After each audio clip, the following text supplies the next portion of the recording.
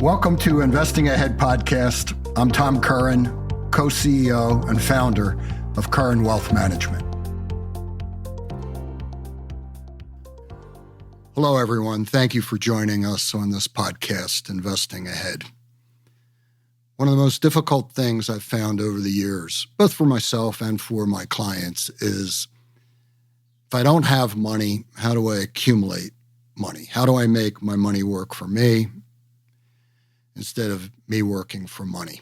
And the truth is, most of us spend our lives working for money, dreaming and thinking about how we can make money work for us.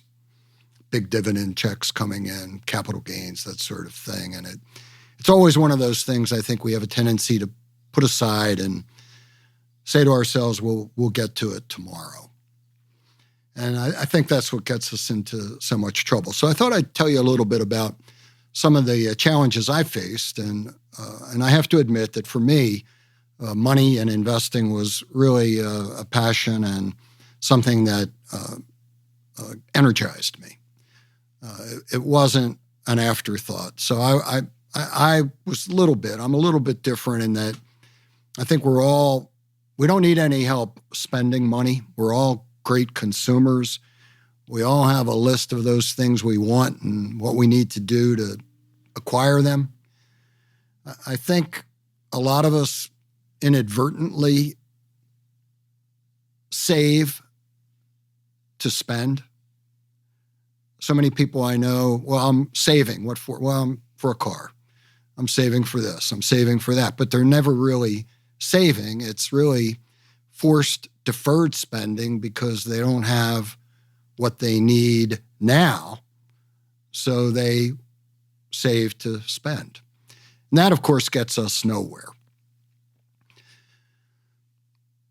Let's look at things the way I looked at them when I was young. And I suspect many of you are looking at things the same way. I am 79 years old. I still recall somewhat vividly what my expectations were for when I became my age. But the truth is, I never thought I'd live to be 79.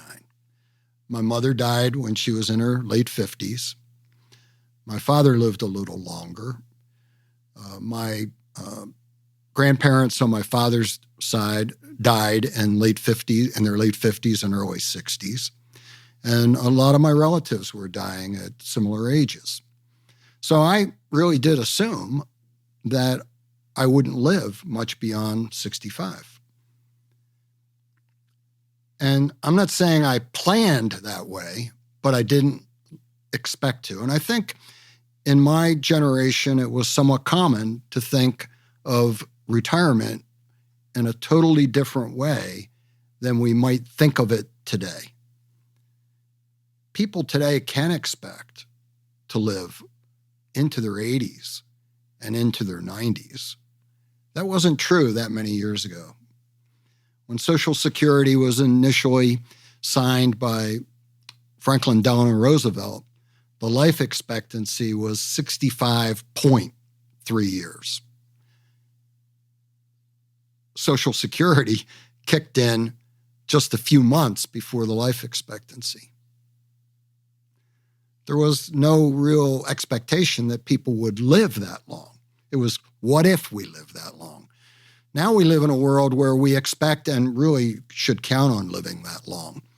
Yet we still retire at age 65, and many Americans today retire at much younger ages, some because they want to, most because they have no choice.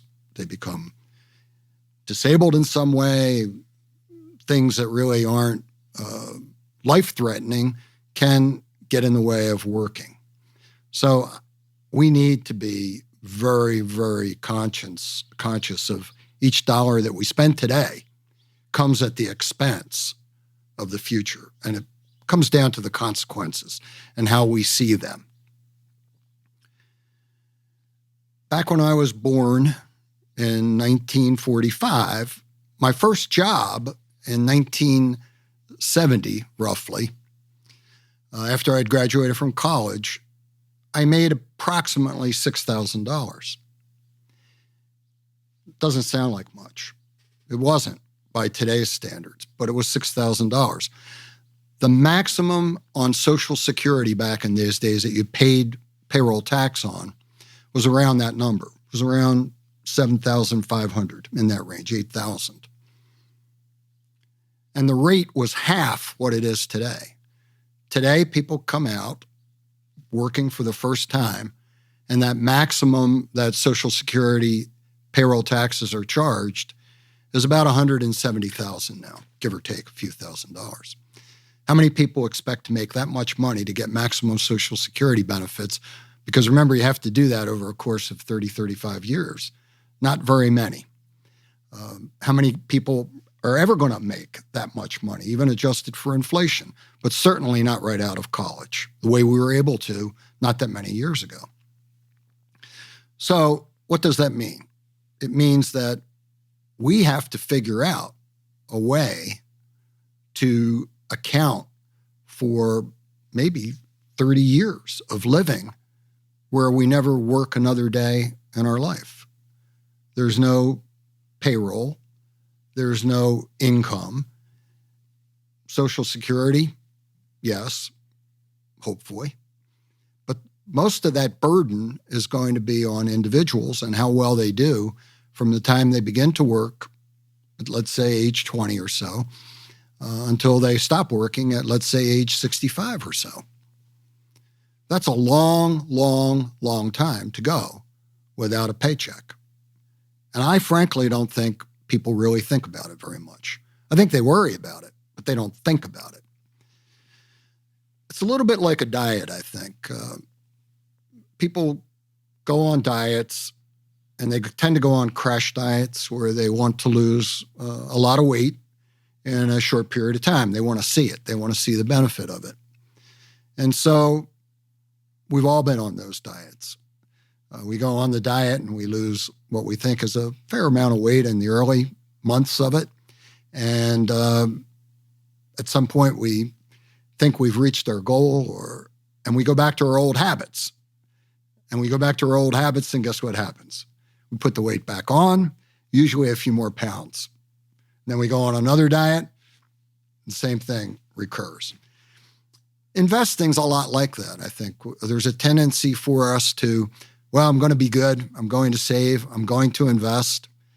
And it goes along, and we get to that point where an emergency came up, this came up, that came up, and we take the money and we're back to zero or near zero, or certainly at a number that doesn't appeal to us. So if I were counseling on dieting, I would say whatever we do, we need to do it for the rest of our lives. And unfortunately, the way we diet can't be sustained for the rest of our lives. It's too much. We want too much too fast. And at that rate, we can't sustain it, and there's probably no good reason to sustain it either. We need to adopt a way of losing weight, which is maintained over our entire lifetime. And I'll talk a little bit about that later. Investing and saving is the same way. We have to do it for as long a time period as we can. And the only way we can really do that, unless we're already wealthy, rich, and then why would you listen to this podcast? You might just as well turn it off now. Most of us need to earn what it is we will have. The more we earn, the more we need to have when we retire. The less we earn, the less we need to have when we retire, because we're trying to maintain something at a much different level. But let's think about it for a minute. When I thought about investing many years ago, the traditional way we looked at it was you have to pay yourself first. And interestingly, I think a lot of people say the way they pay themselves first is buy something they don't really need in the first place. That's the way they kind of, we've taken away the word pay ourselves to reward ourselves. But in order to maintain and keep what we need, I think in terms of wealth to last us for those 10, 20, 30, 40 years that we're going to live after we retire, we have to figure out how to do it. and we have to figure out how to do it in a way that makes sense. The way that I try to look at it is every time we spend something, can we spend less for it than we pay for it? Let's think in terms of bigger purchases, like a car. Whatever it is we wish to buy in a car, could we get that car for 10% less? And the answer is, of course, yes, we can. So why don't we do that? So when we go to buy a car, instead of spending $40,000 or $50,000, why not spend $45,000 or $35,000? But the important thing is the balance needs to go somewhere where it can grow for us to take care of us when we no longer have income. You can even take something as small as a cup of coffee. You could buy a cup of coffee at a place like Starbucks and pay $3 for it, or you can buy it somewhere else and pay $1.50 for it. The problem we all face is we save to spend. And when we go to the store, how many of us have said, oh, I saved $30 on whatever. And what do we do with the savings? We tend to spend it on something else. We like to think that we save to make ends meet, but the question is, what are the ends? What are we trying to meet? If we measure everything in a present sense, I like to say the toe that I stub today always hurts more than the one I stubbed 10 years ago. And so we always look at the current event as we have to have it now. And the discipline that long-term investing requires, successful investing requires, is that we have to somehow come to grips with that. I really believe that we can all do that. I believe everyone can have a life that can be paid for and can be accomplished within the means and the wherewithal that we have on a day-to-day basis. If we live in a very modest way and we spend not as much as maybe other people may, we need less. If we spend more, we need a lot more. The power of compounding is a huge natural event that we all must understand. The power of compounding has been called magical by a lot of people. And what we have to think of is not the present value of our money, but its future value in two ways. If we can take $1,000 and save it, invest it, and we trust in the stock market in spite of its volatility, we know that the stock market has returned over many, many, many years 10% compounded. 10% compounded means you double your money every 7 years. If we keep our money safe and secure at, let's say, 2%, it takes 36 years to double our money. We don't have to be mathematical geniuses to figure that out. Here's the problem. If you go for the 10%, you have to accept the volatility. And you have to believe that this 10% will be recurring. And even though we may have financial crises, we may have pandemics, we may have lots of events, wars and other things that cause the market to decline, it is temporary. And when we stretch out the time period, 10%. That's a huge thing to consider. In the early days, 10%, 2%, it doesn't make very much difference when we have very little money, as I had no money at all when I started out, none. So if we grow our money at 10% in early years, 10% of $1,000 is hardly anything. 10% of $1 million is $100,000. And that's what we lose sight of, and we lose sight of and lose faith in the fact that we can all achieve bigger numbers than we suspect we can. And if you doubt for a minute what I'm saying, let's just think about what happens when you get to be 50 years old or 60 years old, and you've believed in that power of compounding and time and have enjoyed something approaching 8 or 10%. So now you come into your golden years of working, let's say. You're now 55 and you're looking at maybe you have $500,000 that you've put together over those years. Now, with that mindset, in 7 years, you're looking at $1 million. And then at age 67, you're looking at $2 million. And you may say, yeah, but I can't even get there. Okay, so let's look at $100,000 that you've put. And you've done it believing and trusting.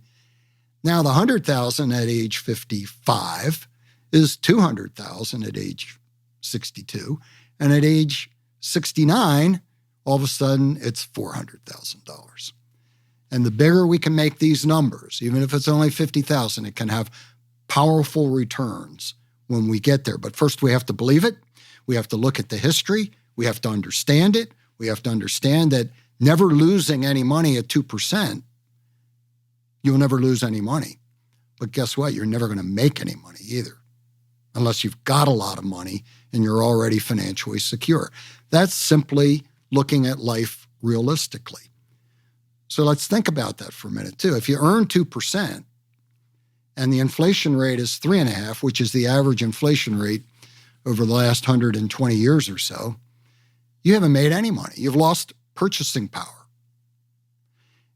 Even if you've made 3.5%, you still haven't gotten anywhere for inflation. So when we look at the future value of money and what we will need when we get to that point in time, when we cannot work any longer for whatever reason, we need to get, at least in terms of planning, a rate of higher than 3.5 before we have real returns. So stop and think about that for a minute. If, for example, you had $1 million at age 21 and you invested it at 2%, never lost a dime, you will have lost money, though, over your lifetime. Remember, my income when I started was $5,000 or $6,000 a year. If I were coming out of college today, depending on my major and what I was doing, or out of high school, most college graduates today are making somewhere in the mid-50s to mid-60s, first job.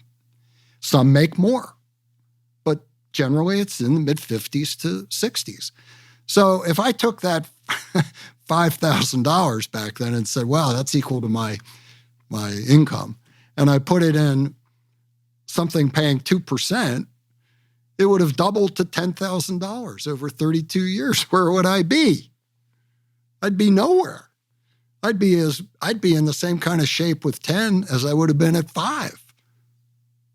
We have to look at things that way. We have to not look at things the way we want them to be, and we don't have to speculate or wonder, but we have to stop denying and start getting realistic about it. And I think all good financial advisors need to speak that way. And I'm always reminded of what I was told a long time ago, that as a parent, the most difficult thing, I think maybe the most difficult thing I've ever done in my life, has been raising my children, or 3 of them.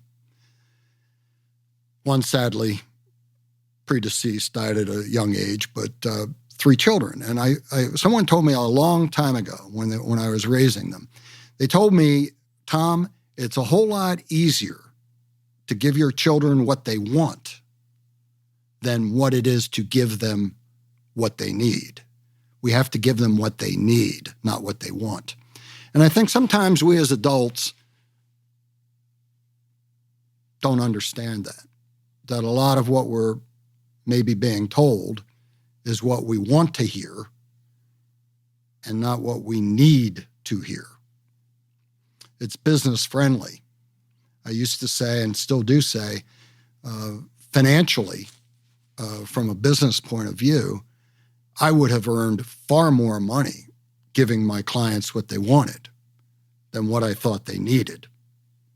I've always erred on the side of what it is you need and not what it is you want, particularly around, typically, no one wants to lose money. We all want 10%, we all want 8%, but we don't want to lose money along the way. And I think that our industry, the financial industry, has done a remarkably good job of telling people they can get what they want in a way they want to receive it comfortably, and it can't be done. Stocks earn 10% over long periods of time, bonds 5% over long periods of time, and cash 2 to 3% over long periods of time. That's been the way it's been for a long time. I don't see any reason why that will change. And at Kern Wealth Management, in spite of the fact that I think we'd have more clients that would be in agreement with us, I think we tell them what they need to hear, and I think that our clients are far better off, and I think they would agree that they are far better off knowing what the real world is going to provide them with based on how they invest their money than what they would like to hear. Well, thank you very much for being part of this podcast today, and I hope to have you listen in the future. Thank you for watching.